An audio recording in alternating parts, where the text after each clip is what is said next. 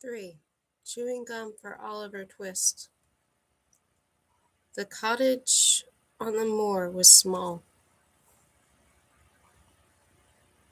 It consisted of a single room just big enough to hold the sofa with its honey cushions and the cast iron stove. The thatched roof reached almost to the ground. Mold had set in among the stalks and let the rain in the moment it came knocking. A storm, the wind whistled through the cracked window panes. But in spite of all this, Will liked his home.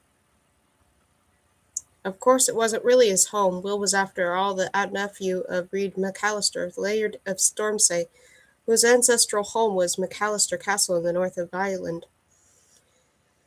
But the castle was scarcely less draughty than the cottage when Bessie and her old nanny launched into one of their frequent tirades about Will's father and what a failure he was. What a disappointment to the clan. Will vastly preferred the bubble and gurgle of his own little stove to the griping by the fire in the great hall of the castle, not to mention the presence of the laird, whom he went out of his way to avoid.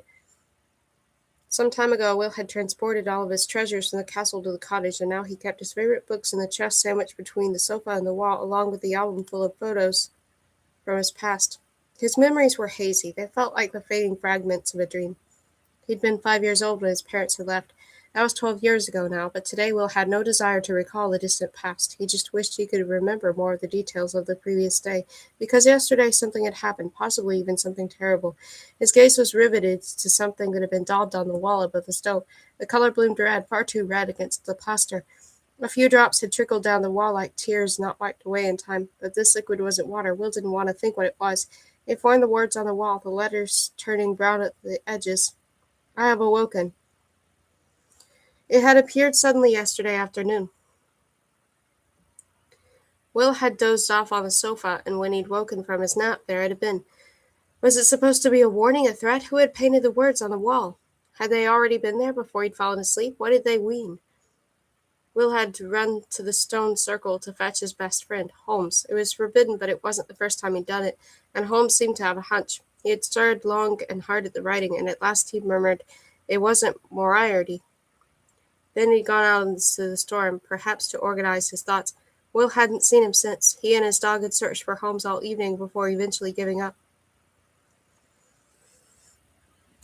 They'd hoped Holmes had gone home to play his violin or experiment with aesthetics or engage in another of his favorite pastimes, but today during lessons, when he jumped inside the book, Will had found it empty. He still couldn't believe Holmes hadn't returned to the book world, but the great detective didn't seem to have vanished into thin air. And now Will sat there alone, staring at the wall. "Do help yourself to another, Amy," said Lady Marehead, sliding the plate of biscuits closer to me. "They are a little old, but if you dunk them in your tea they taste almost freshly baked." We both knew she was lying. The biscuits between us were massive, not dainty little cookies like the ones we had in Germany, but dry thick slabs, as big as the palm of my hand. I took a second biscuit, even though the first was already lying like a stone in my stomach and weighing it down. Ever since my journey into the Jungle Book, Lady Marehead had been remarkably kind to me, and I was far too polite to spurn her biscuits. A cloud of dusty crumbs filled my mouth as I took a bite. My grandmother smiled contentedly and leaned back in her chair. We were having afternoon tea in the conservatory, where we'd eaten breakfast. A tabby cat named Macbeth had curled up on Lady Marehead's lap and was purring loudly. "We don't get to the shops as often as we used to, unfortunately," my grandmother explained, tickling Macbeth behind the ears. "But the main thing is just to get some proper food into you. Your mother's fruit and vegetable diet doesn't seem to agree with you." She glanced at my wrists. I was about to reply that my figure was not due to my mom's vegan cooking, but to a cruel freak of nature, which I found that dust biscuit had cemented my tongue to the roof of my mouth and was now threatening to block my windpipe as I attempted to swallow it. I eventually managed to wash the thing down with the help of 2 cups of tea. Then I had a coughing fit that lasted a full minute. Lady Marehead, meanwhile, was chatting away again about the secret library. As I discovered on the way back to the classroom, Glenn had 2 colleagues at the library named Desmond and Clyde, whose job it was to maintain order among the chaos of the books. They, too, wore monks' habits and scars on their faces. Clyde catalogued the library's holdings, and Desmond was a bookbinder and only a few years older than me. 20 at most, I reckoned. All those were the days. When I was young, I jumped into hundreds of stories. Lady Marriott smiled to herself. Our gift is very precious, Amy. Make the most of it while you can. Was it an accident? I asked, once I was able to speak again. Lady Marriott raised her eyebrows. What? The librarian's Glynn's eye and the injuries, I mean. She looked down at her teacup. Ah, yes, yes, it was. Macbeth raised his head and stared at me. My grandmother seemed to have no intention of revealing anything more, so out of politeness I took another bite of my biscuit. The volume of biscuit in my mouth seemed to increase the more I chewed, and I felt another choking fit coming on. I was such an idiot. My jaws worked overtime.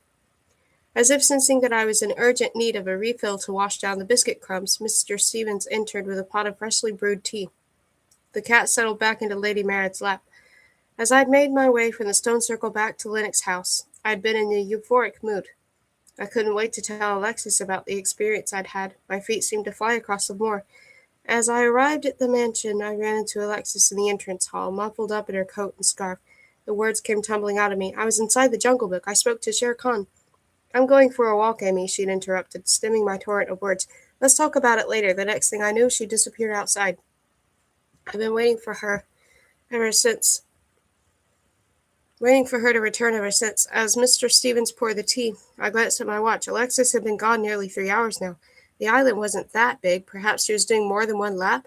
It's not easy for your mother to come to terms with you jumping, said Lady Marriott, noticing the glance. I shrugged.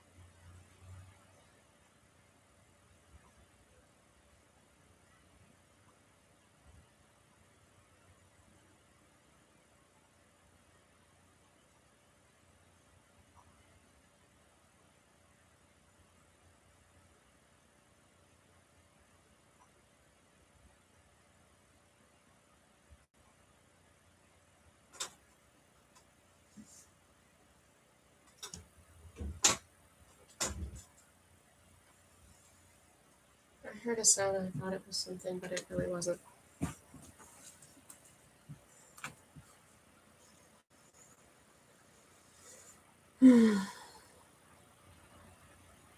I shrugged. She agreed to come here, and anyway, I don't understand why she's so against it. I think the whole thing is absolutely brilliant.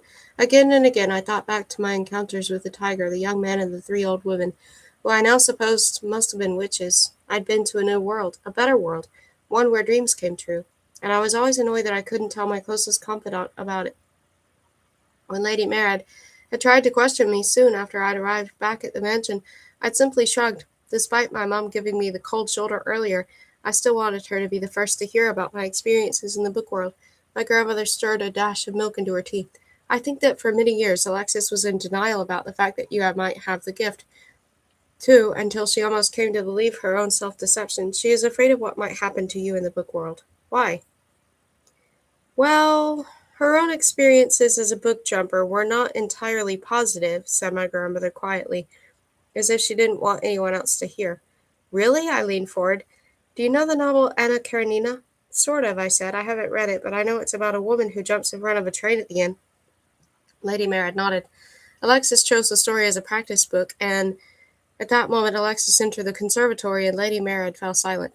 I just wanted to let you know I'm back and I'm going to go and have a lie down. I think I've got a migraine coming on, said Alexis, and off she went again. But I wasn't going to let her get away so easily this time. I stuffed the remainder of the second biscuit into my pocket for later and hurried out into the hallway after Alexis. She was already 1.5 flights of stairs ahead of me when I caught up and found her leaning against a window with her forehead pressed to the glass, looking out across the moor. Is everything okay? I asked. My irritation at her disappearance suddenly evaporated to be replaced by concern. Alexis jumped as if I'd caught her doing something she wasn't supposed to be. Oh, Amy, she stammered. Yes, I've just got a headache. I moved a step closer to her. She did look pale, and there were dark circles under her eyes that I hadn't noticed that morning, perhaps because they'd been hidden under a layer of makeup. Her arms hung down limply at her sides. Even her colorful knitted dress looked as though somebody had covered it with a gray veil. She wasn't okay, of course she wasn't. How could I have forgotten that? It was only 3 days since Dominic had left her. Her world had fallen apart just like mine that Wednesday afternoon when Jolena had posted photos online. And the fact that I'd spent a few hours in a dream didn't change that.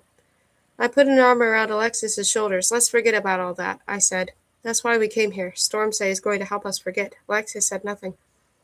I dreamed about the naked photos again that night. This time, however, they weren't being sent from phone to phone, but were printed on a poster on the wall of the secret library. Instead of Jolena and Paul and the rest of my class, it was Betsy, Will, and Glenn looking at the pictures.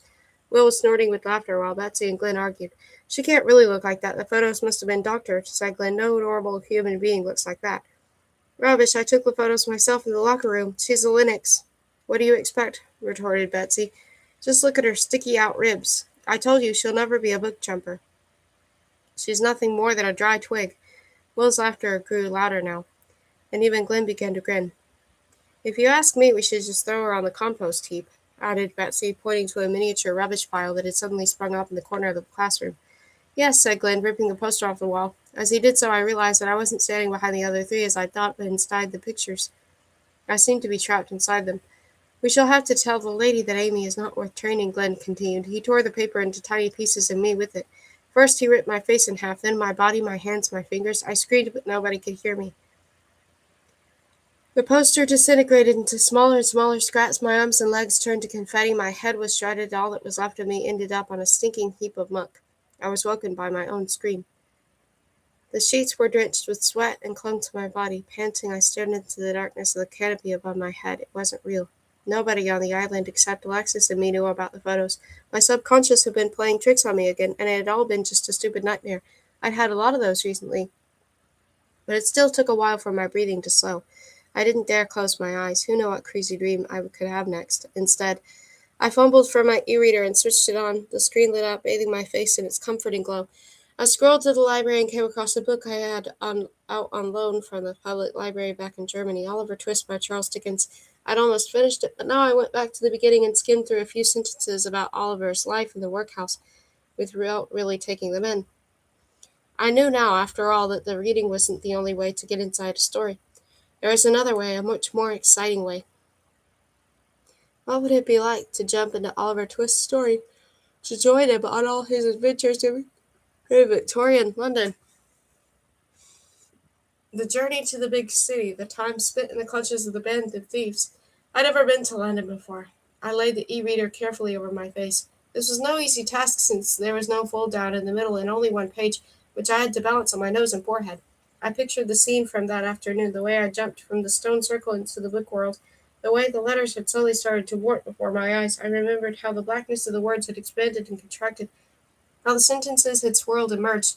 The memory was so vivid that the lines of text on the screen in front of me suddenly seemed to be moving too. At first the lines grew longer and longer, and then the letters began to trickle across the screen and melt into one another. The gray shades of the text gave way to brown. It was the brown of a table made of coarse wood. Suddenly I was sitting underneath this table, wedged in among the gaggle of thin boys' legs and heavily patched trousers. I ran my fingers tips across the dirty floorboards in disbelief. I could smell the sweat and unwashed bodies. "I'm still so hungry," came a voice from somewhere above my head. "Of course you are. We all are." "Who could ever be full after 3 spoonfuls of gruel?" declared another. "If it goes on like this, I shan't be able to guarantee anything." "I may end up eating one of you tonight in your sleep," said a third. "That's it. I'm going to ask for a second helping." "You wouldn't dare." "No, but one of us must, else we waste away and die." "Yes, before we all croak." "We'd best draw lots." There was no longer any doubt in my mind. This must be Oliver Twist's workhouse. I crawled through the forest of legs until I found a spot where I could wriggle up onto one of the long benches. By now the boys were busy drawing matchsticks and didn't notice me. I was shocked to see how gaunt their faces were. They almost looked ageless, not like children at any rate. The skin was stretched tight over their cheekbones and almost had a greasy hair that hung raggedy over their foreheads and into their eyes. They all had empty bowls. This row of tables was not the only one in the room. There were 3 other rows full of scrawny children, and not a single one of them was eating, even though a grubby man stood in the corner, stirring an even grubbier pot from which I could clearly see steam rising. "Oliver Twist," murmured the boys around me. "Oliver must ask." A small, watchful-eyed boy gulped nervously. His fingers were almost as thin as the broken match they held. "Go on, Oliver," prompted a buck-toothed boy not much older than him. "We'll starve to death on the spot if you don't." But the little boy hesitated. There was fear in his eyes. Trembling, he rose slowly from the bench. I looked over at the grubby pot and the man standing beside it. His fierce expression would have put me off too. Why didn't he just give me the boy a bit more of the sticky, grayish gruel he was slopping around and round in the pot? He would probably only end up having to be turned into dust biscuits tomorrow anyway, Lady Mary's favorite. Oliver swung his leg over the bench, then shrank back as the cook glanced in our direction. Fortunately, he didn't see me. "Wait," I said. I'd had an idea. "If you're that hungry, I might be able to help." Dirty heads turned to look at me. Oliver Twist gazed at me hopefully. "She's a reader," somebody whispered. "A reader," came the echo from farther down the table, from the outside world. "What does that matter, as long as she's got some grub for us?" "Just a second," I murmured. "Wait here, okay?" I dived back under the table and crawled back to the spot I'd arrived at. The next moment I found myself back in the four-poster bed on Stormsay. The thought that I'd just jumped from my bedroom into a book exploded in my head like a firework. I'd done it. I'd gone to visit Oliver Twist in the middle of the night. I'd had plenty of time to celebrate later. Right now I had to help the half-starved boys in the workhouse. On my bedside table I found the plate of biscuits Lady Mary had set up that evening. She was evidently very keen to get rid of them. Well, that wouldn't be a problem now. I dropped the biscuits into my pajama pockets, then quickly fished a packet of chewing gum out of my backpack. A moment later the e-reader was balanced on my face once more. I jumped back under the table and tugged at one of the boy's trouser legs. Oliver Twist ducked his head under the table. "Here," I said, pressing the biscuits and the chewing gum into his hand. "That's all I can rustle up for the moment. These are biscuits, and this is chewing gum. You can munch on them till you get something else to eat, but don't swallow the chewing gum. I hope it helps a bit." "Thank you," he mumbled. Above my head, boys quickly set to sharing the food out equally between them. I heard somebody say, "But tomorrow Oliver will have to ask if they keep giving us such tiny portions." And then I found myself back in my bed in the 21st century. "I choose you," said the princess. "Kneel." The knight did as he was bid. "Do you swear that you will hunt and kill the monster, and that you will not rest until I, your princess, am safe once more? Do you swear it upon your life?" The knight looked up at the princess's face, her dainty nose, the arch of her eyebrows, her rosy cheeks. Her beauty was flawless. He would be happy, he thought, to look upon this face and nothing else until the day he died.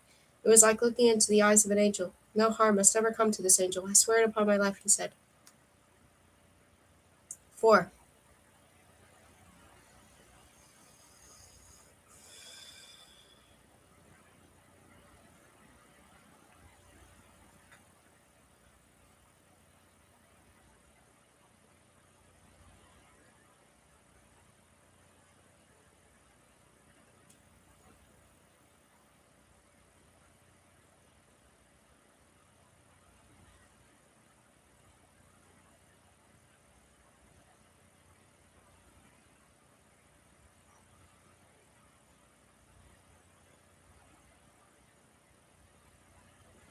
Between the lines.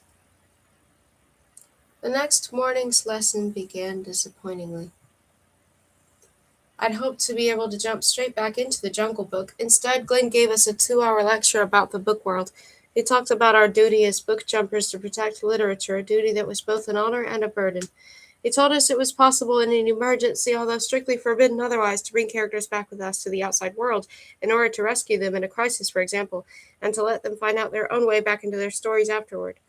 He also explained in detail how all the books bordered on other books in certain places, that there are paths between stories that would take you from one to another end, if you were lucky, to the so-called margin. This was a place outside the lines where a lot of book characters liked to hang out when they weren't currently appearing in their own plots. His explanations were interspersed with anecdotes about some great-great-uncles of ours who had made various stupid mistakes, and he gave us an emphatic warning about the consequences of altering a story. Such alterations, he said, would immediately appear in every printed copy of that story. In every printed copy?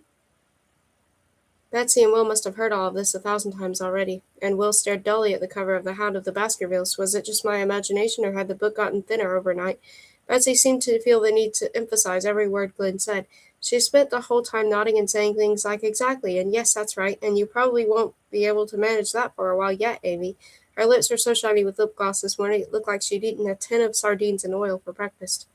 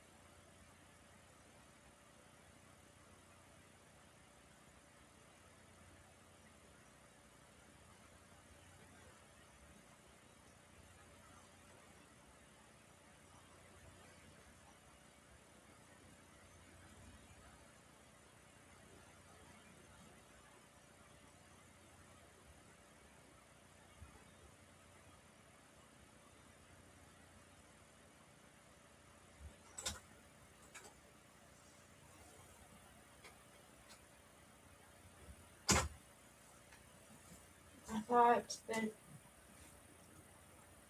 I heard something downstairs again. I'll come right back. I'll go get coffee.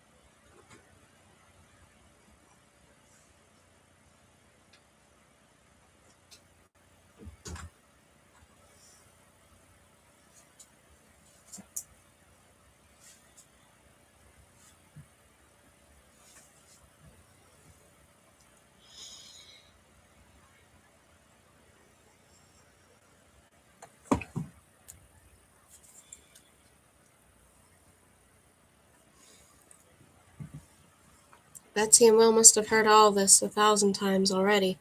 As Will stared dully at the cover of The Hound of the Baskervilles, was it just my imagination, or had the book gotten thinner overnight? Betsy seemed to feel the need to emphasize every word Glenn said. She spent the whole time nodding and saying things like, "Exactly, and yes, that's right, and you probably won't be able to manage that for a while yet, Amy." Her lips were so shiny with lip gloss this morning it looked like she'd eaten a tin of sardines in oil for breakfast. Lady Mare had said, for example, jumped into Macbeth once when she was younger, and Glenn broke off. "Yes, Amy, what is it?" I put my hand down. "Is it bad?" I began. Would it be any harm if somebody were to jump from somewhere other than Porta Litterae? Glenn furrowed his brow. "What do you mean?" "Well, yesterday you said we could only jump into books from the stone circle. Why is that? Would it be bad if somebody was, say, reading in bed, and then I had a guilty conscience ever since I'd woken up that morning, and it had been bothering me more and more as Glenn's speech had gone on. I'd just simply jumped into Oliver Twist without a second thought. And as if that wasn't bad enough, I'd interfered with the storyline in giving the boys dust biscuits and chewing gum. The longer I'd listened to Glenn, the more it dawned on me that didn't really know anything about the book world, and that it might not be such a great idea to be tinkering about with it however the fancy took me. If something like that happened, would it be a problem?" Betsy rolled her eyes and quietly sighed. "Oh, Amy." She looked almost as cruel as she had in my dream. Glenn, however, shook his head. "No," he said, "it wouldn't be a problem. It just wouldn't be possible. Your gift only works within the stone circle." "Really?" I looked over at Will and Betsy. "Have you ever tried to jump from anywhere else?" "I've got better things to do with my time than to make an idiot of myself," said Betsy. "Now, if you'll excuse me." She pulled out a makeup bag and sailed from the room, while Will looked at me properly for the first time that day. He was still as pale as if he'd seen a ghost, and his hair was just as unkempt as yesterday. He looked hard at me. "Of course," he said, and smiled a little bit more with the right hand side of his mouth than the left. "I often tried when I was a kid, but it never worked." I said. Had I only imagined my excursion into Oliver Twist? Had the whole thing been just another dream? Glenn's lecture continued for another hour and a half before he finally led us up to the top of the hill. One after the other, we jumped into our practice books. Will, whose task it was to find out why his book really did only have a few pages left, and Betsy,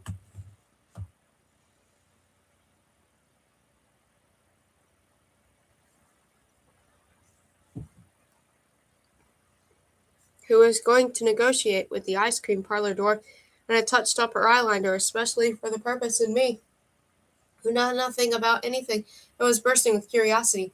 I began almost as soon as I slid the book over my face. Again, I was greeted by the hot, humid jungle air. The letters exploded into plants before my eyes, and I heard Mowgli and the wolf cubs playing together. The roots of the giant tree creaked softly as I landed in them. This time, however, I immediately slipped off in opposite direction from the voices. "You're back," observed Shere Khan, who was crouched in the thicket nearby. I nodded to him. Glenn had tasked me with trying to get an overview of Mowgli's story, but any child capable of watching TV knew what happened in the Jungle Book, surely? I left the tiger behind me and went tramping off toward the edge of the jungle. The signpost was still there, and as the ravine where I'd come across the tearful young man with the witch issues the day before. Today, however, I did a surprisingly good job of clambering over the boulders and rubble. So much so that I was almost disappointed when the path grew wilder and straighter and eventually turned into a road. The steep walls of the ravine still towered into the sky on either side of me, but they grew farther and farther apart before eventually curving inward and meeting in the middle to form a kind of natural amphitheater. At the base of this amphitheater was a town. It wasn't a big town, it consisted of only one street, in fact. But this one street was packed full of shops of all shapes and sizes, newsstands, cafes, and pubs. In the window of a chemist's shop was a sign advertising a cure for weak nerves, and a fat woman with a hawker's tray was shouting something about a miracle powder that could apparently be used to concoct a happy ending in a matter of minutes if you didn't happen to have one handy. On a market stall, I spotted a tub of self-service periods and commas. There was a special offer on 3 quotation marks for the price of 2. The shop next door had cloaks, swords, and wands on display. The sign above the door read, "Hero Outfitters, from classical drama to science fiction epics. We also cater to secondary characters." And everywhere you looked, there were throngs of book characters dressed in clothes from every era imaginable. A man in a toga, surrounded by a gaggle of girls in dresses with enormous crinolines and ruffs. Soldiers marching past him with laser guns, magicians in colorful hats, business women in court shoes and trouser suits, and orcs with grotesque misshapen faces. Fairies with dragonfly wings buzzed in and out of the crowd. A goose with a tiny boy riding on its back pecked at the instant happy endings, and was shooed away loudly by the fat lady. Then I spotted a tomcat wearing a pair of riding boots and walked on its hind legs, followed it through the crowd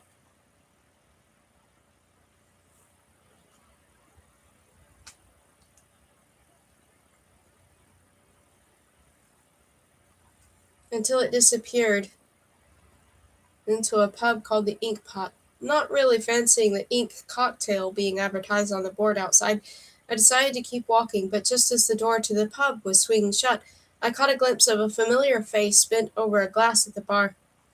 I went in and sat down beside the young man who cut just as wretched a figure as he had at our last meeting. Are you still not feeling better? He looked up, his eyes red from crying and glittering with tears.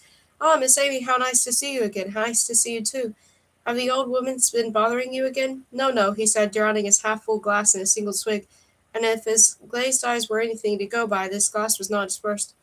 I am merely full of sorrow, he mumbled, flinging out his arm so wildly that the tabby cat on the bar stool next to him narrowly avoided a blow to the face.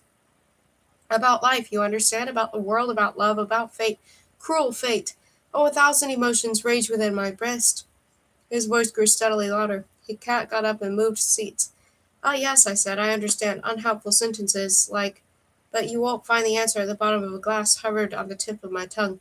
I bit them back, however, and instead pushed away my stool and stood up. I've never been here before, and I don't know anyone apart from you. Would you be so kind as to show me around? The man gazed wistfully into the empty glass, and then nodded and stood up. He swayed a little at first, but soon regained his balance. I can refuse nothing to such a pretty young lady, he declared, tucking his shirt back into his breeches and a few loose locks of hair back into the velvet ribbon that fastened his ponytail.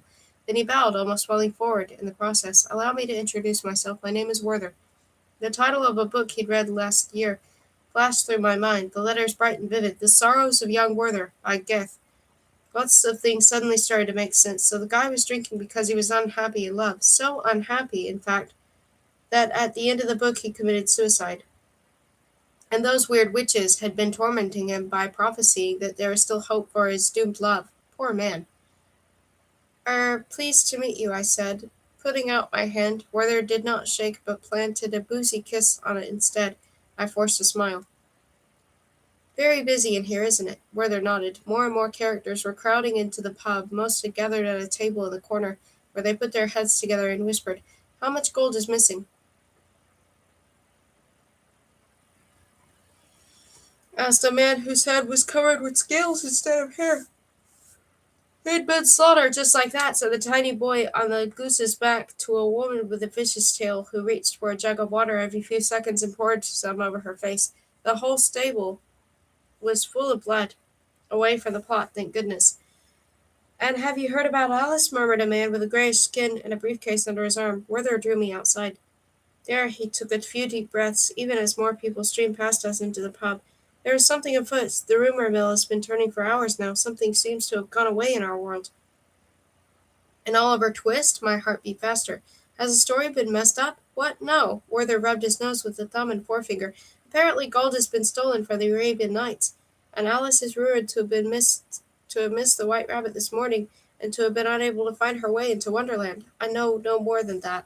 I have spent the past few hours drinking. Werther was swaying dangerously, and I linked arms with him to stop him from falling over. Thinking, he corrected me.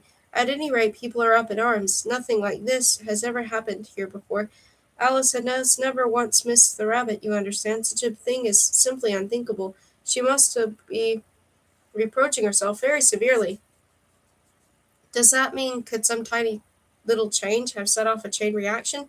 If all stories were connected somehow, could introducing a harmless packet of chewing gum into Oliver Twist's workhouse have led to repercussions like this? It looks more as though somebody has been intentionally interfering with parts of the affected story, said Werther, his face suddenly turning pale. He leaned weakly against a market stall and closed his eyes. I'll get you a drink of water, I offered. But Werther shook his head. He pulled out an embroidered handkerchief and pressed it to his mouth and nose. "No, thank you," he said, "but perhaps tomorrow I could," he wheezed, "show you around, if you would be so good as to excuse." He vomited into a crate of fresh exclamation marks. Feeling rather nauseated, I decided to head home. That afternoon, the sun was shining over Stormside for a change, reminding us it was July. Alexis made the most of the good weather by going for another walk, and I felt the urge to be outdoors too. After combing the pages of Oliver Twist for a while, looking for changes in the story, I found none.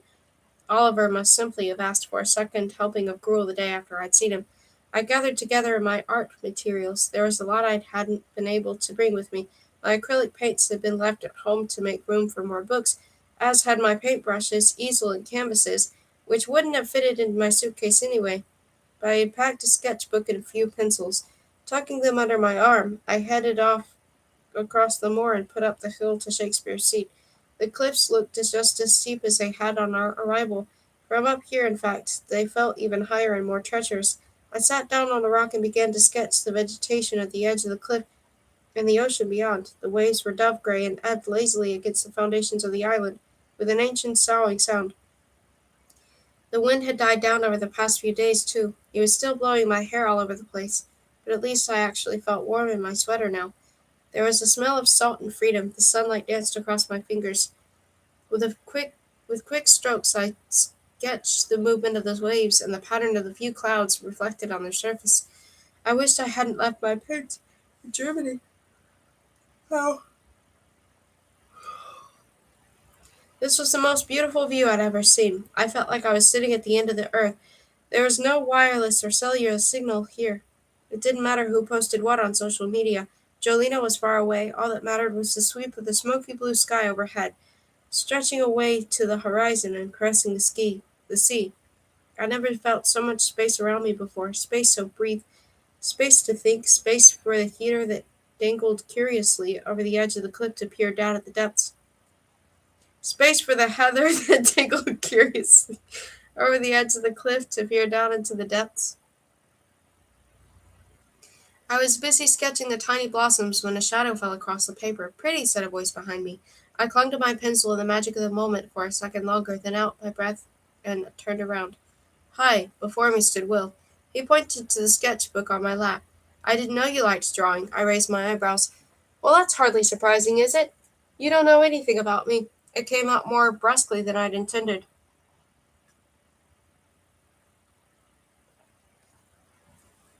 "Well," said Will, "I do know your name, and I know you must be a talented jumper because you got to the edge of a novel on your first ever visit to the book world."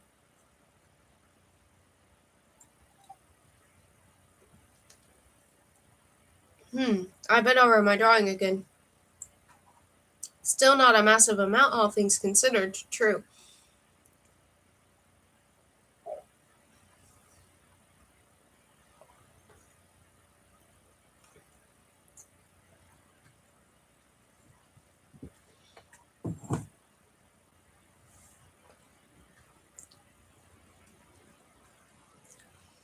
The wind caught my hair as I reached for a softer pencil to shade in the waves.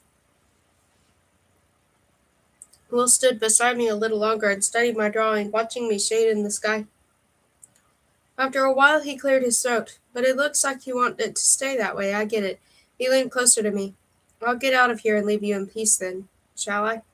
I didn't answer. He was right. Up to now I'd only spoken to Betsy and Will when absolutely necessary, and in lessons I usually tried to avoid meeting their eyes.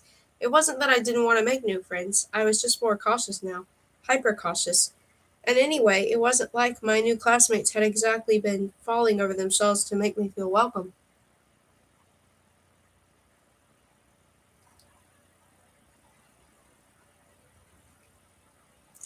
Will, in particular, gave the impression most of the time that his thoughts were somewhere else entirely. He obviously interpreted my silence as an answer to his question and turned to leave. His feet were stuffed into battered leather boots, and his shaggy hair flew out behind him. Only now did I remember where I'd seen hair flapping in the wind like that before. "You were up here the night before last, weren't you?" I said, just as he reached the path that led back across the moor. Will stopped. "Yes," he said. "What were you doing outside in that storm, and what was that massive dog you had with you?" He came back and sat down beside me on the rock. I was looking for someone. A friend. It's his dog. Did you find him? Unfortunately not. He put his head in his hands. I've turned the whole island upside down, but he's disappeared. Has she gone away? You could say that. We looked over the sea. Aren't you going to carry on? Asked Will. My sketch was nearly finished, but I laid down the sketchbook and the pencils on the grass and snuck a sideways glance at Will. His nose had a very small bump in it, as if it had once been broken, and his face was a little too angular to be perfect, but in his blue-gray eyes, with a clarity like that of the sky over the storm say, they were stormy sky eyes. Did you manage to find anything out about why your book has suddenly got thinner? I asked. Yes, he replied, dropping his voice to a whisper.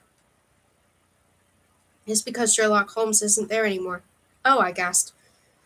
Might he be in a different book? There's a whole series of Sherlock Holmes novels, isn't there? Will sighed, yes, and none of the other Sherlocks have seen him. I heard today that some gold has been stolen, and there's been some kind of misunderstanding in Alice in Wonderland.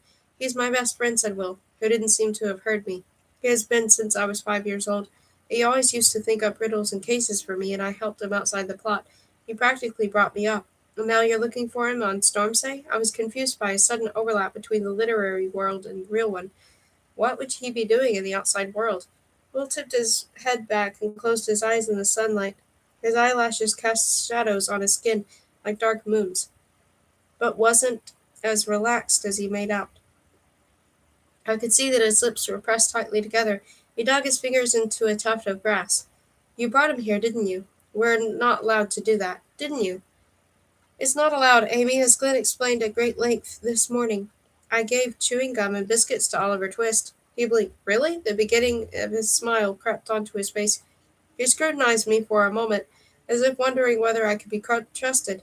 Amy Lennox, he murmured. Our families don't like each other very much. Did you know that?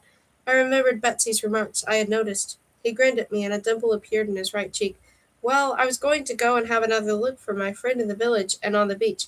Perhaps Holmes is testing me, and I need to find the vital clue, or else he's drinking himself into a stupor at the pub. Do you want to come with me? I nodded. I'd had enough of the drunken book characters for one day, but I had nothing against a walk, especially in such charming company. The beach extended along the east coast of the island, all the way to the McAllister's castle. This beach was no white, sanded bather's paradise out of a glossy travel magazine. It was covered in pebbles and fragments of seashells and other broken things, and the shallows, huge rusty bits of metal, coated in flaking green paint, jutted up out of the water. Will told me there were remnants of a submarine fleet that had been torpedoed during the Second World War. The crew had been all killed for days. Bits of the wreckage had washed up on the shore of Stormsay and sunk deep into the silt. Holmes was nowhere to be seen. I amused myself by letting the waves lick at the soles of my sneakers.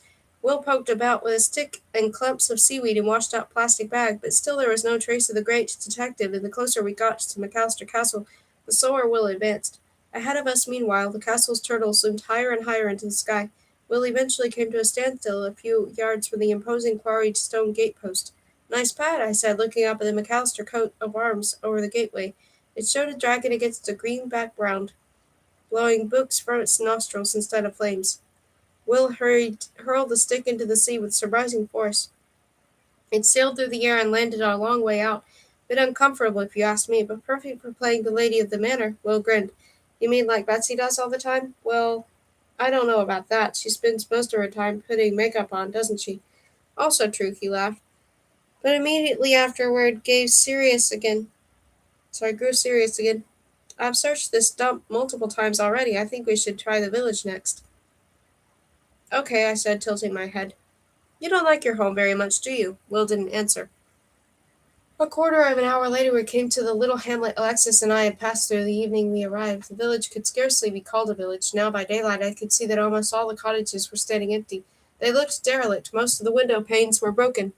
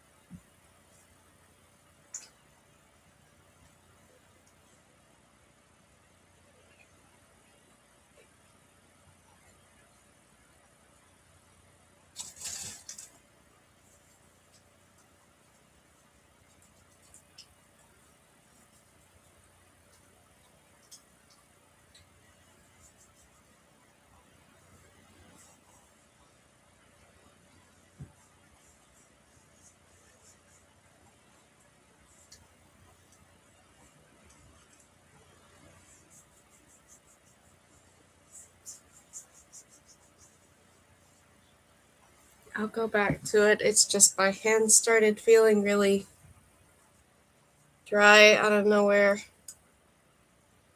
Yeah, I don't know. I guess it's just winter, you know.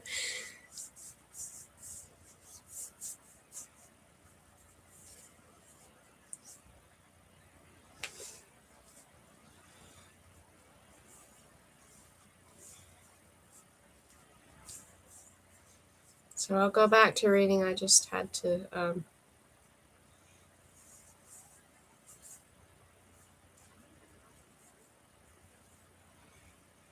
get some lotion on my hands.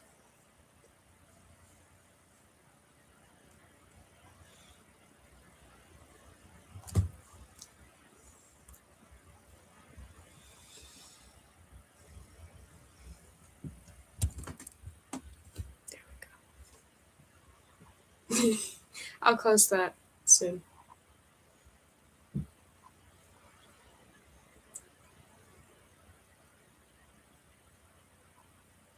A quarter of an hour later, we came to the little hamlet Alexis and I had passed through the evening we'd arrived.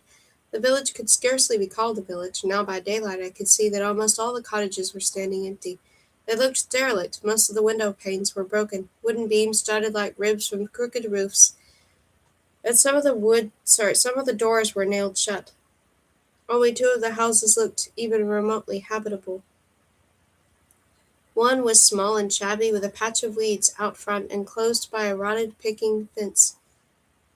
The clay and straw walls of the cottage looked as though they might have been whitewashed once upon a time, but now they were just covered in muddy handprints. Here and there a creeper sprouted from the plaster, causing it to crumble. On the broken steps leading up from the front door sat a boy, his lips moving soundlessly. Or was he a man? He was burly and broad-shouldered and dressed in blue dungarees. His face was covered with an uneven layer of fuzzy hair, but his gaze was that of a child, and it was glued to a sandbank on the shoreline that was covered with gray bodies. "Hello, Brock," Will greeted him as we passed. The man-child didn't respond. He carried on mouthing words, his brow furrowed in concentration. Then he cried suddenly, "17!" I jumped. "Pardon?" But he was still staring at the sandbank. His mouth opened and shut as if he were talking to somebody only he could see. Will nudged me onward. "He's counting seals," he whispered in my ear. "It's his hobby. Counting seals? 20 years ago, when Brock was little, he got washed up on the beach here. We think he must have hit his head somehow." Will tapped his forehead. "He must have been floating around at sea, in his life preserver, for ages, all alone." Goosebumps stole across the back of my neck. The second house was the one where the ferryman had disappeared in search of something alcoholic that night of our travel. It was bigger and nicer than Brock's. A chalkboard was propped up on a bench outside, announcing that stamps, lettuce, and toilet paper were currently on special offer. Frilly curtains hung in the windows. A little bell tinkled as we went in. Inside there was indeed a bar with 3 stools standing in front of it. The walls were lined with shelves where spools of thread were stacked alongside boxes of tissues and tins of corn. An umbrella stand held several spades, a crutch, and 2 badminton rackets. "Is this a pub or a shop?" I asked. "Both," said a man I hadn't noticed amid all the clutter. He was sitting at a table in the corner, stuffing his pipe. His hair was red. "I am also the local post office. Welcome to Findley's." "Hello," I said. The man looked familiar somehow. "I'm Amy." "I know," said the man, pipe between his teeth. "News travels fast here. I'm your uncle." He struck a match. "Oh, I didn't know how to reply," and gnawed at the lower lip. Alexis had never told me she had a brother. Will was wandering around the room, peering under the tables and behind shelves. "Has anyone been in today?" he inquired. Finley raised his eyebrows, exactly the same way Alexis did. "No, why?" Will pulled a spade for the umbrella stand and weighed it in his hand as if considering whether to buy it or not. "Doesn't matter," he murmured. "I still don't know how to react to the fact that this man was claiming to be my uncle. Why had Alexis never told me about him? On the other hand, she had kept pretty much everything about our family a secret. She had always refused to tell me who my father was, most importantly. It shouldn't really surprise me to learn that I had more relatives kicking about on the island. What I didn't understand was why Alexis hadn't told me about all this in the first place. "How many people live here?" I began once Will and I were back outside in the sunshine. "All together on the island, I mean?" It looked as though I was going to have to find a few things out for myself. Not many. There's Lady Marehead and Mr. Stevens at Lennox House, Brock and Finley and a guy called Hank here in the village, and Betsy, her nanny Mel, and the laird at McAllister Castle, and me, of course, and now you and your mom. You forgot Glenn, Clyde, and Desmond. They live in the library. Aha, 14 people then. That wasn't just not many, it was hardly any. There were 5 times that many people in my apartment building alone back in Germany. This island really was at the end of the earth, and it obviously did something strange to its inhabitants.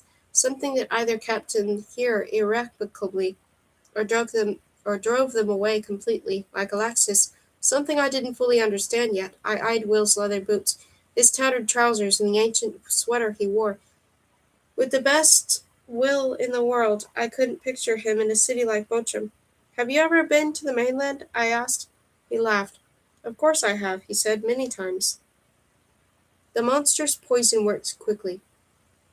It causes spasms in the bowels of its victims, rendering them helpless, explained the king's counselor, and most of the time it kills them. The princess shuddered.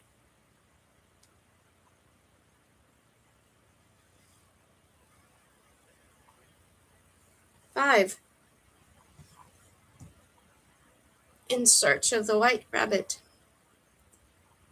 In class the next morning, when I jumped back into the Jungle Book, Werther was there waiting for me. He was wearing a knee-length coat made of red silk and an old-fashioned hat.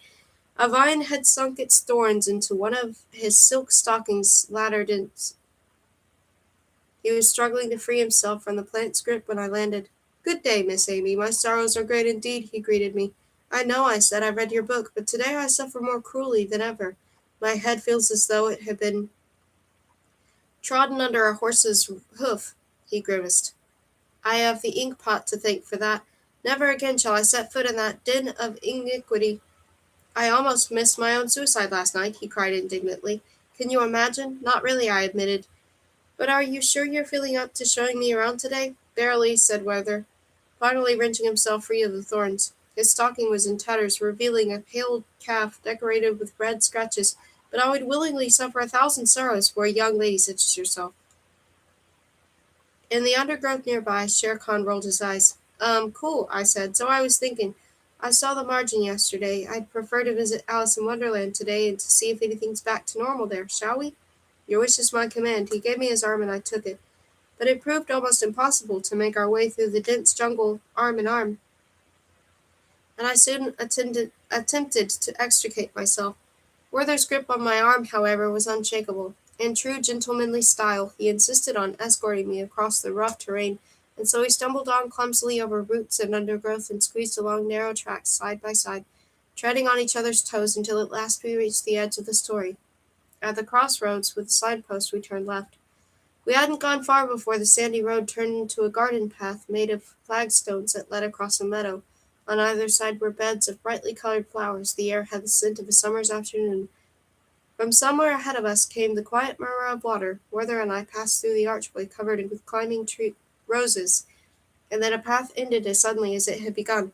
Now the garden was split in half by a stream, and on the banks of the stream sat 2 girls in pinafores. One was reading a book and seemed not to notice our arrival. The other was wearing several daisy chains in her hair and burst into tears when she saw us. "I've missed him again," she sobbed, and the cat in her lap mewed piteously. "The white rabbit simply doesn't come any more. If he does, it's when I'm not looking."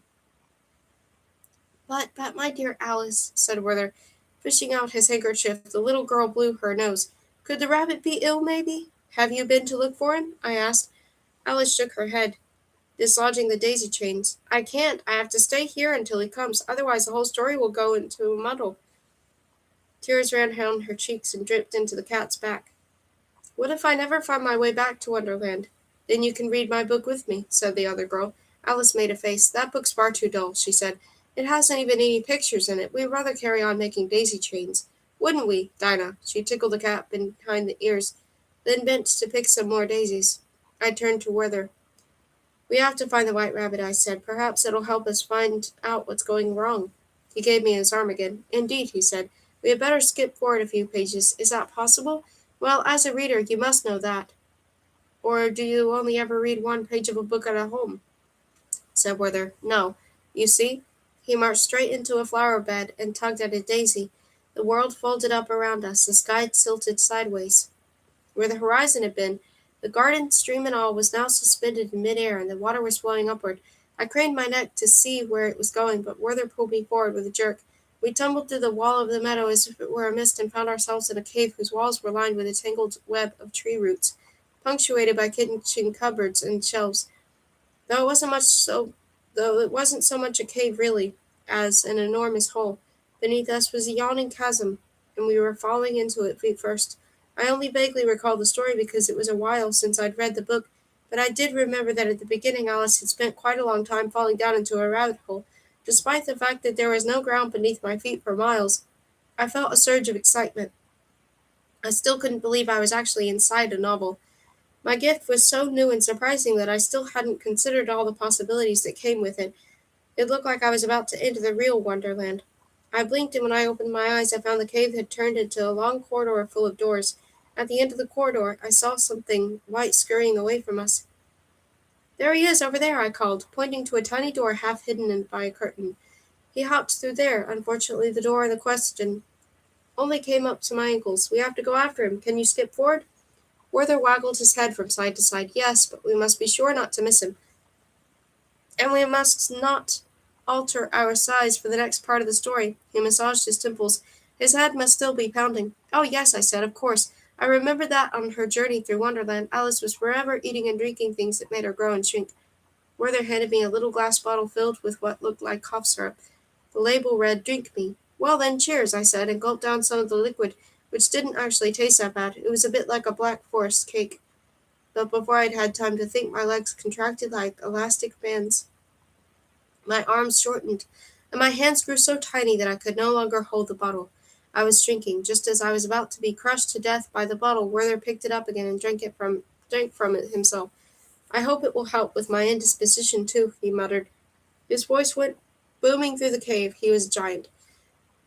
By this time I was the size of a grasshopper. The toes of Werther's shoes towered above me like two hills, and I retreated a little way to make sure he didn't accidentally trample on me. Fortunately, however, he now began to shrink too. A few moments later, Werther pulled at the handle of the tiny door, and the cave turned upside down. This time he skipped both forward and backward.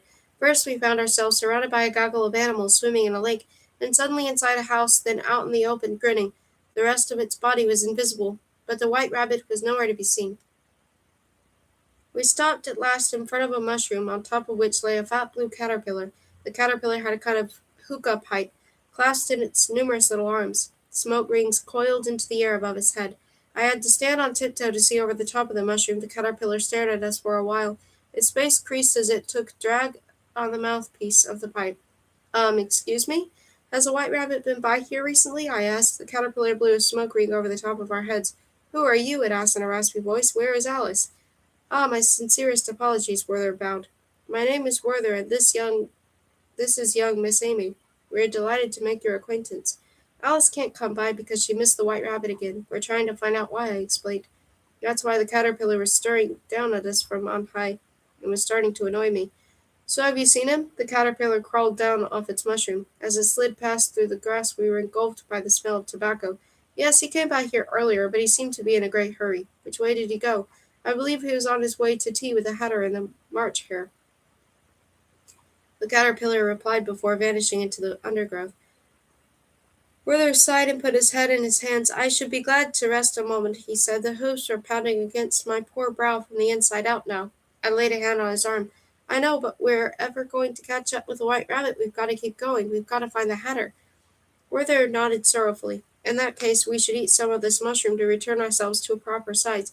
He reached up and broke 2 chunks off the top of the mushroom. No sooner had we bitten into them than we started growing, just large enough to be comfortably drink tea with a rabbit. Again, Werther skipped forward and backward through the pages of Alice in Wonderland. Colors, landscapes, and characters whizzed past us in quick succession. I saw the eyes of a grinning hat, and at one point we hurtled past a queen in a heart-patterned dress, screeching, "Where is Alice? Off with her head!" We arrived at last at a little house in the woods. In front of the house was a long table set for tea, and at the table, all crowded together at one end, sat a hare, a dormouse, and a little man with buck teeth. He wore a top hat with a price tag attached. The Hatter and the March Hare were drinking their tea with the dormouse wedged in between them, so deeply asleep that I had no idea it was being used as an armrest. Tell me, what do a raven and a writing desk have in common? Asked the Hatter, the instant he spotted us. They both begin with an R sound? I guessed. The Hatter wrinkled his nose. He said. That could be it. What do you think, March Hare? I think my watch has stopped again, even though I put the best butter in it. It really has to be the very best butter, said the March Hare. And why are you sitting down, may I ask? Why didn't we didn't invite you to sit down? This is outrageous. But Werther and I stayed seated. I beg you, sirs, there is enough room here for all of us, said Werther, visibly cheered by the winged armchair that he flopped down in. The March Hare snorted. Both begin with an R sound, murmured the Hatter. That's good. That may as well be the answer. Will you take some tea? Before we could reply, he'd poured us both a cup of tea and deposited a slice of cream cake on each of our plates. Dig in, he urged. Thanks, I said. The cake looks delicious, but it would have to wait. We're looking for the White Rabbit. Have you seen him? Hare and Hatter exchanged a glance. He is not well, said the March Hare. He is much changed, said the Hatter. So he was here? Where did he go? Nowhere. The Hatter opened a teapot and pulled out a dripping wet rabbit that must once upon a time have been white. Brown rivulets of tea trickled down its legs. It looked around fearfully at the occupants of the table. I raised my eyebrows. That's the White Rabbit? He looks pretty ordinary. The rabbit wrinkled its nose, affronted. We've tried butter, too, but we simply cannot put him to rights, declared the March Hare. He has lost the ability to talk, and his watch and waistcoat have disappeared, so he keeps crawling inside our old teapot to hide. Strange, murmured Werther. It is almost as though his idea had disappeared. His idea? I asked. The author's idea that his story should feature a talking rabbit with a pocket watch and a waistcoat, which leads Alice into Wonderland, he explained. Could somebody have... No, it cannot be. What? I asked. Well, it seems almost as though somebody had stolen the idea. Is that even possible? Who would do something like that, and why, more to the point? I didn't understand how you would even go about erasing an idea from a book. Werther shrugged. Who knows? The Hatter stuffed the rabbit back inside the teapot, and seemed instantly to forget that it existed. Both begin with an R sound. Isn't that wonderful? Come eat your cake, drink your tea. Unfortunately, the cake didn't taste nearly as good as it looked. A bitter taste filled my mouth the moment I bit into it. It rolled across my palate and down my throat. I coughed and took a sip of tea to make the taste away, but it didn't help. The bitter taste persisted long after I had jumped back to Stormsea. At lunch I could hardly eat a thing, and gulped down their glass of water instead. My grandmother kept shooing inquiring glances at me, but I ignored her. A big row about how I'd wandered into a story I wasn't supposed to be in was the last thing I needed right now. At last I slipped into my four-poster bed and lay staring at the fabric overhead. I took the smallest breaths I could manage. The taste of the cake had formed a lump in my throat, and it was now sliding up and down my gullet like a slimy rubber ball. At the same time a knot was forming in my stomach, tightening into a ball of iron, and gurgling loudly. I panted, drew my knees into my chest, and shut my eyes for a moment, then leaped out of bed and lurched to the bathroom. I was only just in time. 3 hours later, Alexis found me lying in the bath mat. She brought me a pillow and a blanket. The walls were spinning. It felt as though the sink and the toilet were dancing around me, laughing at me. Alexis crouched down beside me and mopped my forehead with a washcloth. I don't feel well, I whispered. My lips were chapped. There was something wrong with the cake in Wonderland. You were in Alice in Wonderland? Yes. I wanted to tell her about Werther and our search for the White Rabbit, but I was too weak.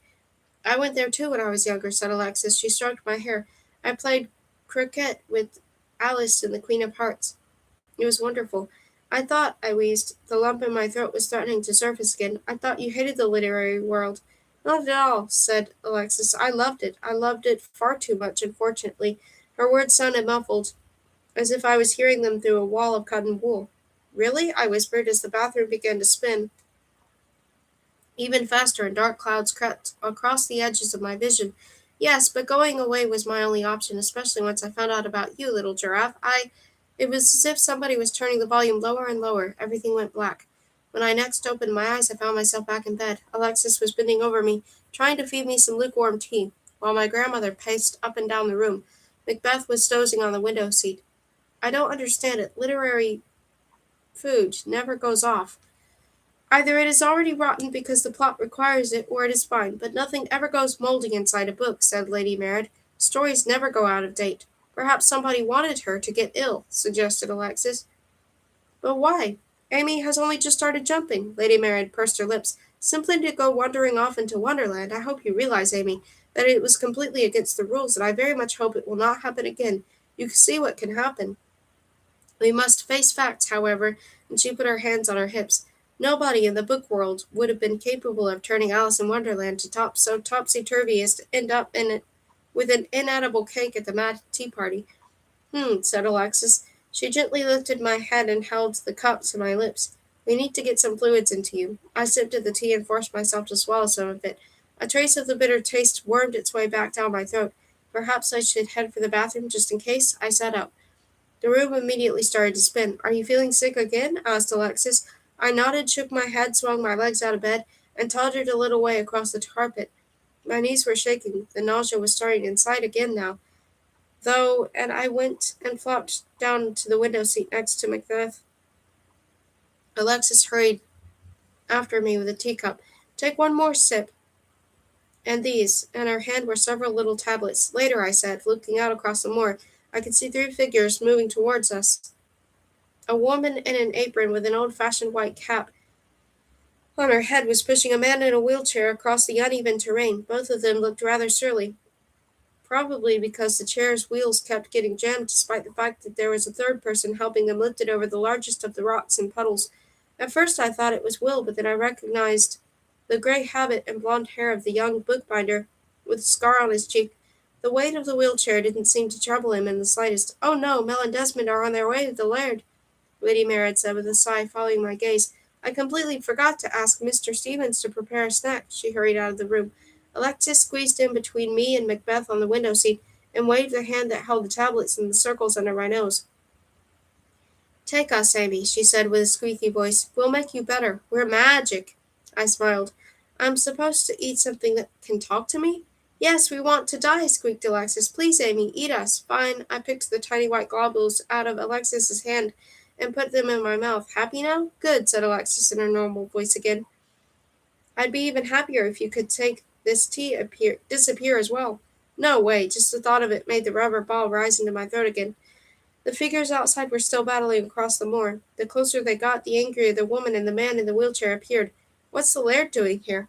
I thought the two families didn't like each other. They don't, but our two clans are the only ones in the world with the gift of book jumping, and we have to share this island and the library, so they have to consult each other about certain things, Alexis explained. Once a month, the heads of the families meet to discuss how to manage and finance the library and anything else that needs arranging. Today your grandmother is probably going to have to explain why she sent you to lessons without having introduced you to everyone on the island first. Like my uncle, you mean? I looked at Alexis straight in the eyes. She blushed. Oh, little giraffe, how was I to know I'd end up bringing you back to this god-forsaken island one day? I didn't think you'd ever meet them anyway, so what if it did matter if you didn't know about them? And quite frankly, there are some people you're better off not knowing, like the laird. He thinks he can control everything and everyone on this island. She snorted. The McAllisters have always thought their family was better than ours. They claimed they were already living on Stormsay long before the Lennoxes, and that our family is just descended from a branch of theirs, but they've got no proof. Well, their castle does look a bit older than this house. That's because the McAllisters torched our castle hundreds of years ago. Oh, Alexis nodded. Crazy family, most of them are, and always have been, idiots.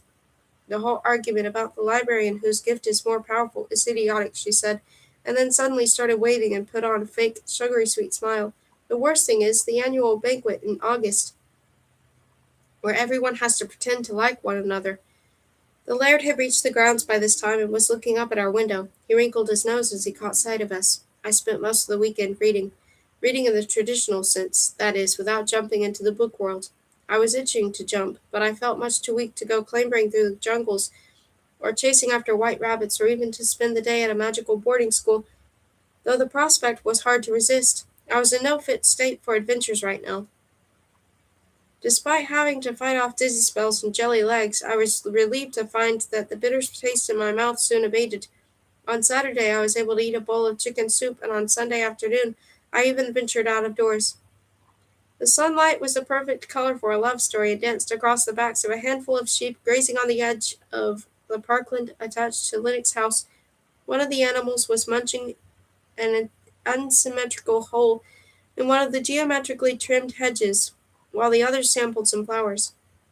Mr. Stevens would not be happy. Only yesterday I'd looked out of the window and seen him slip across the grass with a little pair of scissors to trim the edges of the lawn. Alexis said he couldn't sleep at night unless the grounds were up to his very British gardening standards. I left the sheep to their munching and walked across the moor a little way, the light now dancing on my shoulders too. I took the path that led down the beach, and the air immediately grew colder. The wind tugged at my ponytail and scarf. I wandered out across the broken seashells, and hoping to drive away the last remnants of the bitter taste, drank in a deep breath of the salty air that was filtering into every pore on my body. Some distance away I caught sight of Will. He was playing with a gigantic dog, the hound of the Baskervilles, throwing a tennis ball into the sea for it to fetch. The dog bounded eagerly after it. With my feet safely clad in a pair of my grandmother's dark green wellies, I too waded out to sea, letting the surf slosh around my ankles as I made my way toward the wreckage of the submarine fleet. The metal was old, the paint blistered, from afar the pieces looked sharp and jagged, but the passage of time had long since blunted their fangs. I leaned against one of the heavy bits of wreckage, ready warmed for me by the sun. Now I had a good view of Will and the dog, who were still playing fetch and didn't seem to have noticed me. The dog retrieved the ball and dropped it at Will's feet.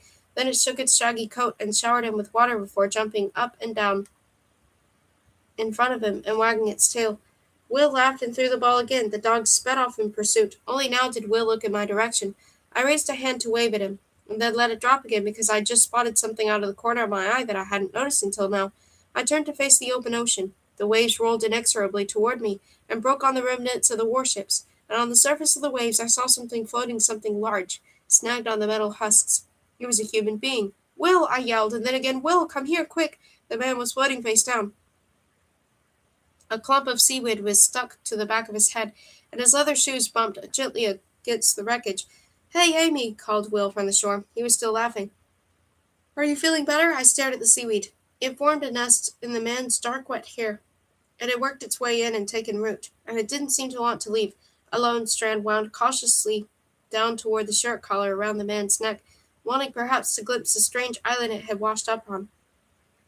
"What is it?" shouted Will, splashing through the water toward me. The jacket was checked, with corduroy patches at the elbows. The legs were encased in tweed trousers. I looked at the seaweed again. Will was beside me now. He gasped.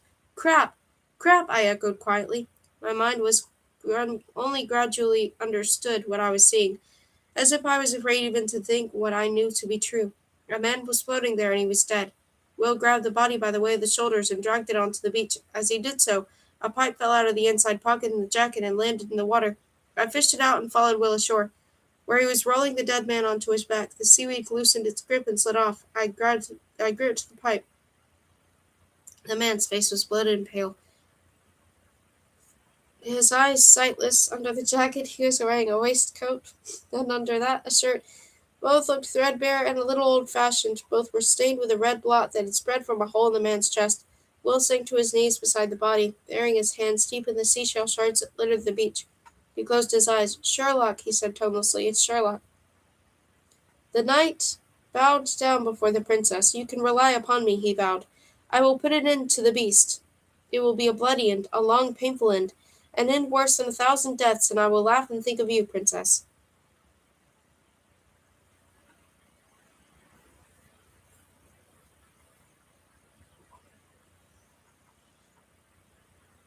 6. The Great Fire. The world around Will faded away into the mist. The mist crawled out of the sea in thick swaths, lay heavy on his chest, and everything else. Blotted out everything else. Everything had the inert face of his oldest friend. A single word hummed in Will's head. Dead. Dead, thought Will. Dead, dead. Sherlock was dead. Suddenly he was 5 years old again, standing in a room of the house on Baker Street. Through the open window came the clatter of horses' hoofs and the sound of loud cursing. Somebody, obviously in a great hurry, was shouting something about having to get to the other side of London by the end of the day. On the massive desk in the middle of the room were piles of cards and notepads, some dirty crockery, and some bizarre measuring instruments with lots of cogs. A pipe and a scattering of brown crumbs lay on the oriental rug. An acrid smell emanated from a test tube on the mantelpiece. It was the first time Will had ever been here, and he could only just see over the edge of the desk. He didn't know whose house this was or how he had ended up here. It must have been something to do with his gift, the one the laird had told him about, a gift that Will didn't understand. a gift that could send him to strange places. He liked the big magnifying glass. The lens, a circle of glass with both faces ground into a funny curved shape, glinted in the sunlight as he lifted it off the desk. It was heavier than he'd expected. Rainbow-colored streaks danced across the walls as he turned it this way and that. Will sat down, cross-legged, on the crumb-strewn carpet. The magnifying glass caught in the light and transformed it into brightly colored flecks that darted around the room. Or were they little fairies? All of a sudden a pair of checked trouser legs appeared beside him. "That's my magnifying glass, young man," said a voice from somewhere above the trouser legs. "I was just having a look at it. Look what I can do." Will sent the fairy flecks whirling across the ceiling. He looked up. Above the trouser legs was a jacket, and above that was a head with a long crooked nose and bright blue eyes. "Aha! This looks to me like a scientific discovery," said the owner of the head, and laughed. Will blinked. The Holmes in front of him wasn't laughing. He would never laugh again. Will heard himself speaking as if from far away. "We have to get help," said his voice. He saw himself stand up and turn to face Amy. "We need help," he said again as the dog curled up beside Holmes and buried its nose in the crook of his neck. Amy replied, but he didn't hear what she said. They ran across the moor. Later, Will could hardly remember how they made it to the secret library, how Glenn, Desmond, and Clyde had come rushing over, how he'd explained what had happened, and how they'd all raced back to the beach, how Desmond and Glenn had helped him carry Holmes up to the stone circle, and how Will had taken the detective back into his book so that the other characters could bury him. The dog had disappeared back into the story along with its dead master. At last Will found himself sitting on the threadbare old sofa in his cottage, wondering whether it had really all happened, whether Holmes really was dead. Night had fallen by now, and the cracked window panes were dark. A fire crackled in the stove in the corner. "I am a detective," said Holmes. "What's a detective?" asked Will, making the fairy flags slide up and down the checked trouser legs. "I solve criminal cases. Most are difficult puzzles, and I have to do rather a lot of thinking in order to solve them." "Do you solve the puzzles with this?" Will held up the magnifying glass. "Sometimes. You can help me if you like. At the moment I am engaged in the search for a very large dog. I like dogs. Tea?" Will turned his head. Amy was holding a steaming mug out toward him. A few strands of hair had escaped from her ponytail and hung down into her face, giving her a disheveled look. Will had never seen anyone who was so pretty without even trying. "Thanks," he said, taking the tea. The warmth of the mug felt good. It brought him back to the here and now. Amy poured herself a mugful too, and sat down on the sofa beside him. "Do you live here?" she asked. "No," he said. Well, yes, actually." Amy nodded. "Interesting wallpaper, by the way." She cocked her head at the red letters above the stove. "What does that mean, 'I have awoken'?" "What? Oh." Will shrugged. "No idea," he said. "I don't know. He broke off. "Sorry, I didn't mean to be nosy," said Amy. She pulled her knees up to her chest, wrapped her slim arms around them, and rested her chin on them. She looked at him intently with her large, bright eyes. "It must be awful to lose such a good friend." Will felt himself nod jerkily. "Should I go?" asked Amy. "No," he said quickly, banishing the last of the fairy flags from his thoughts. Thanks for making the tea." "No problem." They sipped at their tea. "Do you think it was an accident? Do you think he fell off the cliff during the storm?" asked Amy. "Did you see the hole in his chest?" "Yes." "Looked more like something else, don't you think?" He turned cold at the thought. "So somebody killed him?" she whispered. "But he was a book character. How would somebody do something like that? Why would anyone do something like that?" Will shrugged. "Perhaps because he found out something he shouldn't have." "But what?" He pointed to the writing daubed on the wall. "He was looking at this before he disappeared." "Oh," said Amy. Will took a big gulp of his tea, which was far too hot. It scalded his throat, but he didn't care. He didn't care about anything. He'd known Sherlock nearly his whole life. The master detective had been more to him than just a character in a book. He'd been his friend, his confidant, and his adviser. Will, for his part, had been responsible for Sherlock. It had been his job to protect Sherlock's story. And now the great detective was gone. Will had failed miserably. He hurled his mug to the floor as hard as he could, and it shattered into 1,000 pieces. Tea splattered across the room. "I should have been more careful. I should never have brought him to the outside world." "It might have been an accident," murmured Amy, without even batting an eyelid at the sight of the broken mug. "And anyway, you weren't to know something like that could happen, were you? This whole book-jumping thing has never seemed all that dangerous to me. Exciting, yes, but not dangerous." "It isn't dangerous," said Will. "Books are a wonderful thing, but what happened to Sherlock never should have happened, and it was all my fault. I brought him here." He kicked out at the rickety coffee table, which collapsed with a crash. Amy laid a hand on Will's arm, but he couldn't bear to be touched.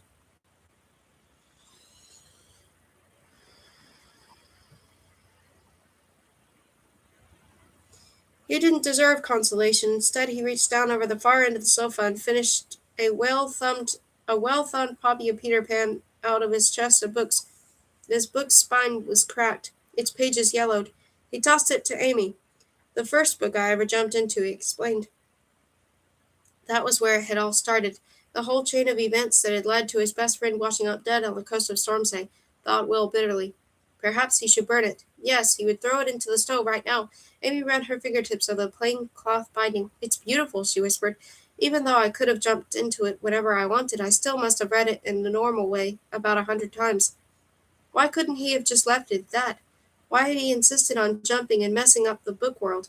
Some stories are like that. I'm like that with Momo and Pride and Prejudice," said Amy. "I prefer the characters in those books to real people, to be honest." A shadow flitted across her face. The way she was sitting there, huddled up on the sofa with her knees close to her chest and the book clasped in her skinny hands, she reminded Will of a butterfly whose wings somebody's tried to crush. "Is it true your mom never told you about your gift?" he asked. "That you didn't find out about it till you came back to Stormsay?" Said Amy. "Though we haven't exactly come back, we're just spending the holidays here." The shadow in her eyes darkened. "Is this the kind of weird It is kind of weird how you two turn up here out of the blue, and next thing you know someone's dead." She folded her arms across her chest. "Are you saying me and Alexis?" "No," he interrupted her. "That's not what I meant. It's okay," she sighed. "Today is not a good day." She breathed deeply, for a while, until the last of the shadow had vanished from her face. Then she opened the book, and in pure, clear voice began to read aloud the opening sentences of Peter Pan. Will rested his head on the arm of the sofa, closed his eyes, and listened to the stream of words that told of Peter, of the Lost Boys, of the evil Captain Hook, and of the fairy Tinker Bell with her magic fairy dust. Lennox's house was dark and silent by the time I tiptoed back to my room a little after midnight. I left Will asleep in the cottage. Now I, too, needed somebody to comfort me. Lots of strange things had happened over the last few days, but the death of Sherlock Holmes was more shocking even than my experiences in the book world. I couldn't get my head around the fact that we really had found the great detective's body on the beach of Stormsay. Whether he'd been murdered or killed in an accident, it was a terrible thing to have happened. A man had died, albeit a fictional one. Although I was completely exhausted, I had no intention of going to sleep. I slipped into my pajamas, and through the tiny bathroom into Alexis's room.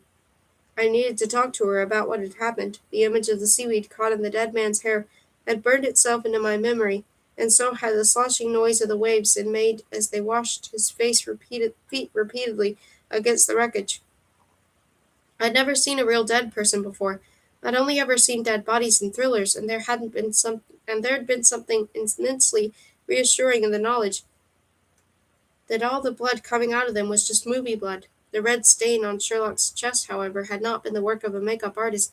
I pouted across the room, tripping over bits of furniture and clothing that lay strewn across the floor, until I reached a four-poster bed very similar to mine. I carefully drew back the curtains. "Alexis," I whispered into the darkness. "Alexis, it's me, Amy. Something bad's happened. I really need to talk to you." Alexis didn't answer. "Alexis," I tried again, a little louder. I felt for the edge of the bed, and my hand grabbed the sheet. The quilt lay flat and cool on top of it. I bent down, groped my way up to the bed pillow, and stopped short. There was nobody there. In 3 quick strides I was back by the doorway, but when I switched on the light, the room was still empty. My first thought was that she might not have been able to sleep, so I went out into the hallway and prowled around the house for a while, checking the sitting room and the conservatory, and hoping eventually to find her in my grandmother's library reading a book. But there was no sign of her there either. Unfortunately, my next thought was that this was how it had started with Holmes. He too had disappeared without a trace. When I came down to breakfast the next morning, however, after a sleepless night of anxious tossing and turning, I found Alexis sitting at the table talking to Lady Marad. "Where were you?" I burst out. Alexis put her head to one side. "Good morning, little giraffe," she greeted me. "What do you mean, where was I? Last night I went to your room and—" She waved her hand dismissively. Now Lady Marad looked curiously at her too, eyebrows raised. Alexis sipped her coffee and pretended not to notice. "Mr. Stevens has just told us what happened to Sherlock Holmes. It's awful," she said, without looking at me. "Yes," I murmured as I sat down.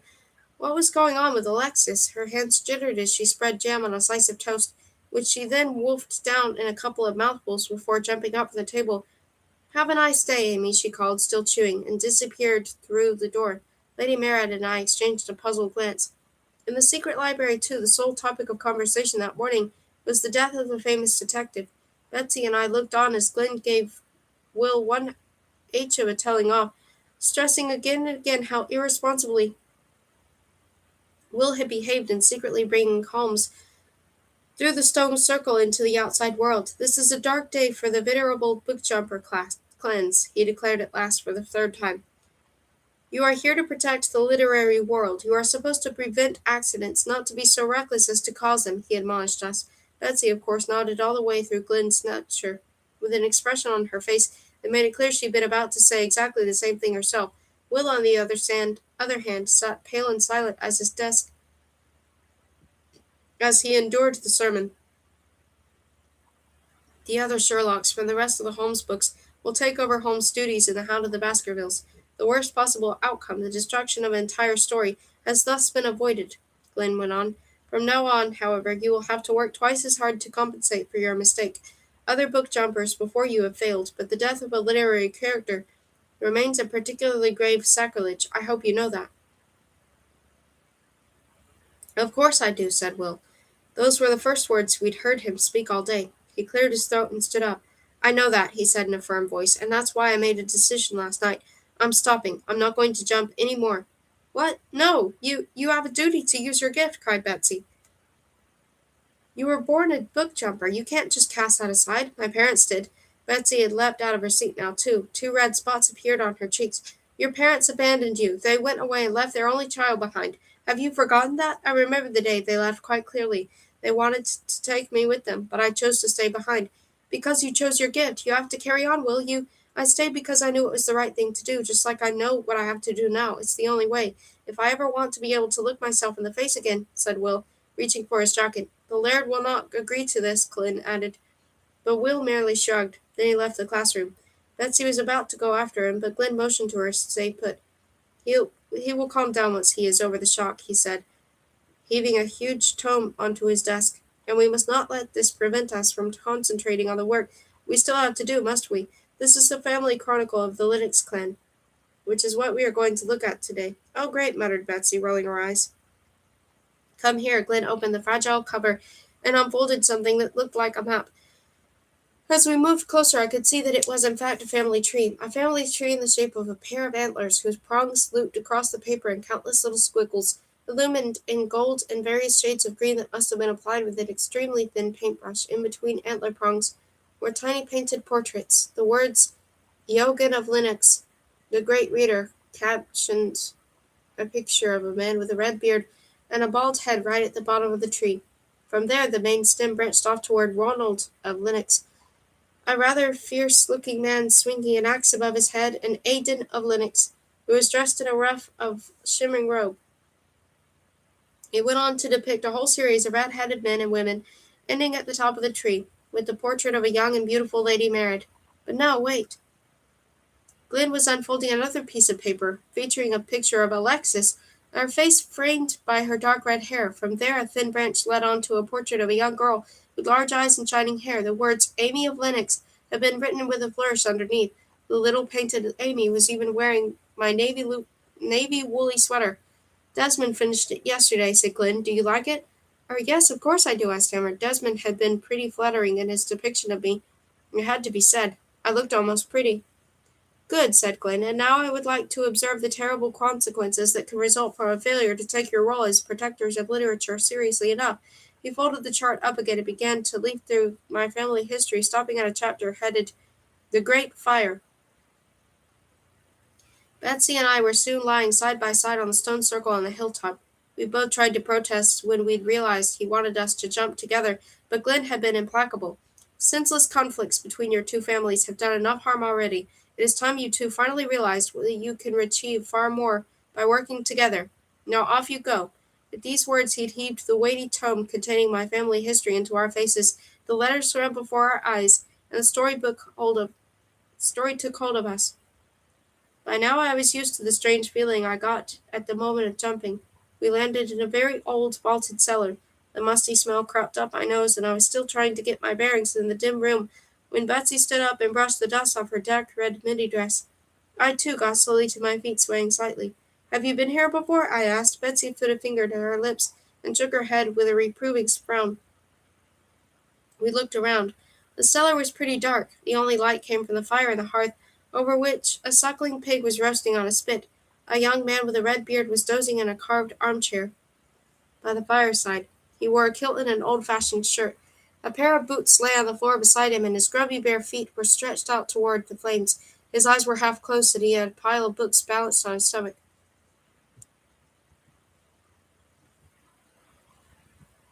I'll be right back.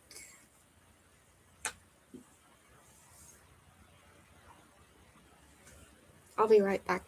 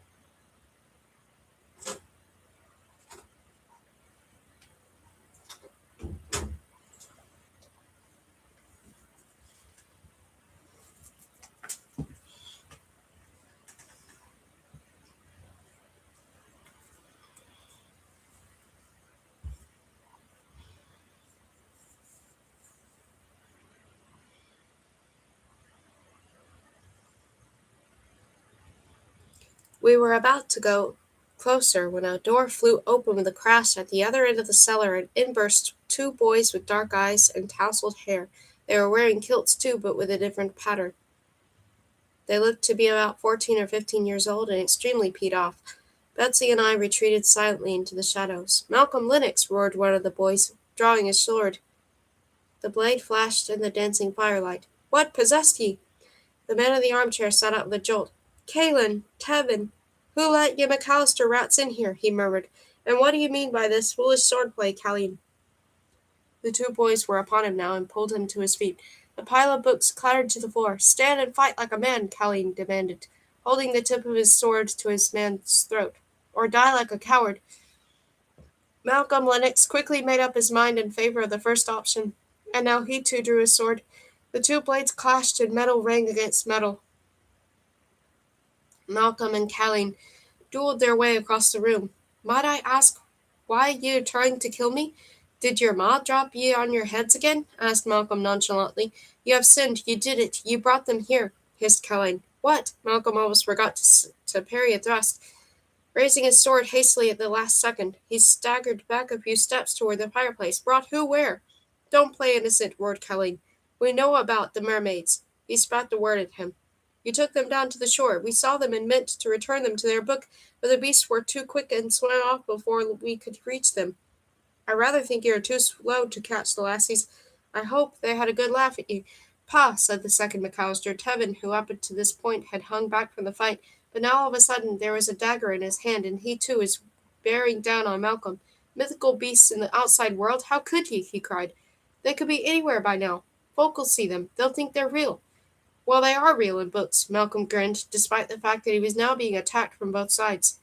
He could only have been a few years older than his assailants, but he was a much more skillful fighter than either of them. He whirled around the room with ease, and his sword seemed to be everywhere at once, but the McAllisters did not give up. Their assaults on Malcolm grew ever more desperate. "The laird will surely be angry to find out ye out of bed at this hour," teased Malcolm, sidestepping them elegantly. Calleen and Tevin were fuming with rage, but then all of a sudden their eyes widened in fear, and they abruptly dropped their weapons. "Are ye afraid the laird will scold ye?" Malcolm laughed. "He might even refuse to read ye a bedtime story as punishment," but the McAllister simply pointed speechlessly to the hearth, where several books had gone up in flames. Malcolm must have kicked them into the fire, where he'd dodged out of the way of his opponents. Now he too dropped his sword. "Good God," he murmured, plunging his bare hands into the flames. The boys did the same. They fished out one of the burning book after another, and stamped on them frantically to try to put out the fire. I wanted to rush over and help them, but Betsy held me back with an iron grip. "You really don't get it, do you? We don't intervene," she hissed, as our panic-stricken ancestors fought to extinguish the blazing books. At last there was only one book left in the fire. Malcolm cursed and thrust his burned hands back into the fireplace one last time. The majority of the book had crumbled away to ash by this time. Only a few scraps of its pages remained. As he pulled it out and his eyes fell on the title, he began to curse loudly. "It's the only copy," he shouted. "It's a manuscript." "What?" yelled Calleen McAllister. Tevin McAllister, meanwhile, had discovered that his coat was on fire. He ripped it off and flung it away from him, and it landed on the armchair, where the animal skin that served as a cushion immediately started to smolder. A few glowing logs had also rolled out of the fireplace and set the fire to some of the tapestries with a wooden footstool. But neither Malcolm or the McAllisters were paying any attention to the blaze. All three were staring in shock at the remains of the still smoldering manuscript. "We have to get to the Porte Littere," thundered Malcolm at last. "Come on, it's our only chance of saving whatever's left to save." The two boys nodded. The next moment all three went running out of the room. I looked around frantically. "We need something to put the fire out with," I cried. "Why was there never a bucket of water around when you needed one?" "It's a story, you idiot," shouted Betsy. "It's not real, okay?" I sniffed. It felt pretty unreal to me. So real it was starting to scare me. The blaze had spread rapidly. Even the wooden beams had jutted out of the walls were on fire now. The whole room was filled with thick black smoke that stung our eyes. Every breath was torture. I blinked, unable to see a thing, and felt Betsy push me roughly forward. Coughing and gasping, we stumbled a few paces back to the spot where we'd landed. A few seconds later we rolled back into the woven mat in the stone circle on Stormsday, where it took me a little while to get my breath back. Greedily I drank in the fresh air and waited for the tears in my eyes to subside. My lungs were burning. At last Glenn helped me and Betsy to our feet. Could you not have told us to put on some old clothes before we went? Huffed Betsy, pointing to her soot-stained dress. Her face and hair were also coated in a layer of black dust, but I guessed I didn't look much better. But I didn't particularly care about that right now. Was that the fire that burned down my clan's castle? I asked. Glenn nodded. But that is not why I sent you here. The loss of a castle is trivial compared to what was lost forever that night, he explained. The manuscript that fell in the fire was the only written record of a story that, when the manuscript was burned, was erased forever. The disaster hit the families very hard. They had dedicated their lives to the protection of the book world, yet their enmity had ended up destroying a part of that world. I dimly remembered Glenn mentioning something about that burned book on the first day of lessons. Since then, the families have observed a truce, I said. That's right, Amy, Glenn smiled, but Betsy snorted. We've heard that 100 times before. You didn't need to make me ruin my hair just for that. She tweaked her ponytail. I'm not stupid enough to go chucking manuscripts on the fire. I wanted to see how quickly things can get out of hand.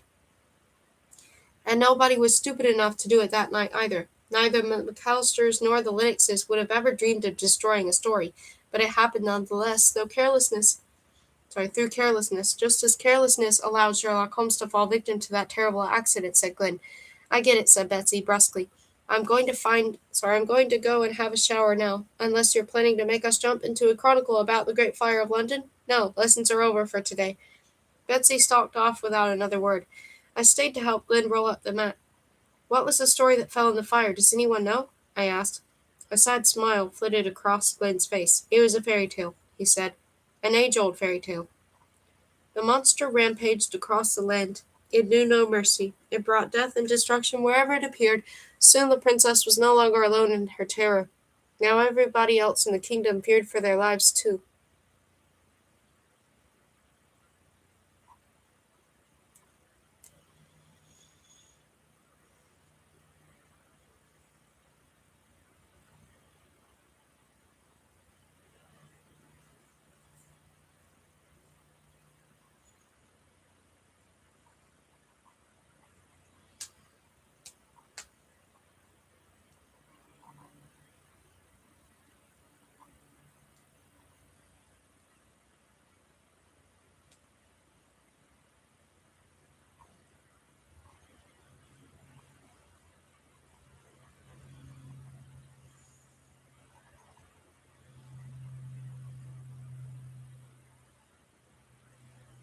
Since I only have 14% now remaining of battery, I think I should probably stop for now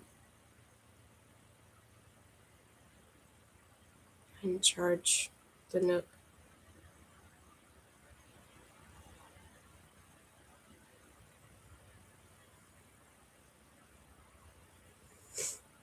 So let me go ahead and do that.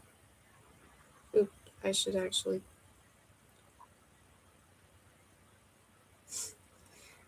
mark it so it, okay, well,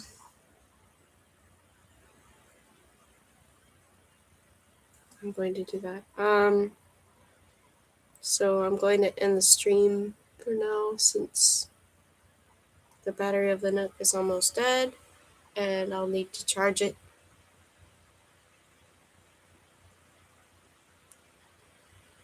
I'll read more later.